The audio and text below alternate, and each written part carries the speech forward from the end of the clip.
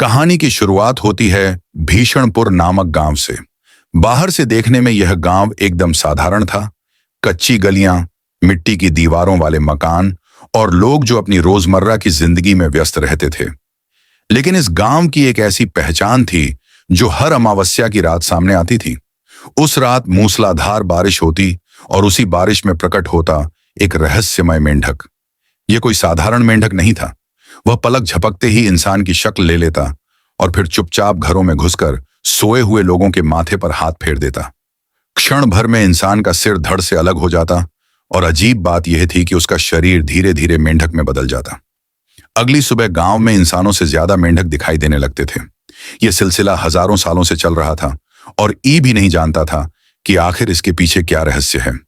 एक दिन गांव में आया अर्जुन अपनी दोस्त काव्या के साथ। वह अपनी दादी के पास ठहरा हुआ था। अर्जुन को गांव के अजीब किस्सों का कोई अंदाजा नहीं था। गांव की पगडंडी पर घूमते हुए उसे एक चमकदार नीला मेंढक दिखा। अर्जुन ने हंसते हुए कहा, दादी देखो कितना सुंदर मेंढक है। लेकिन दादी का चेहरा पीला पड़ गया। इसे तुरंत यहां से दूर फेंक दो बेटा, यह कोई साधारण जीव नहीं है। अर्जुन ने दादी की बातों को हल्के में लिया और मेंढक को घर के बाहर छोड़ दिया। रात के ठीक 12 बजे उस मेंढक से डरावनी आवाजें आने लगी। काव्या नींद से उठी और आवाज की ओर बढ़ने लगी। अचानक मेंढक इंसान में बदल गया और बिजली की तरह उसके सामने आ गया। पार्ट तो देखने के लिए कमेंट करो।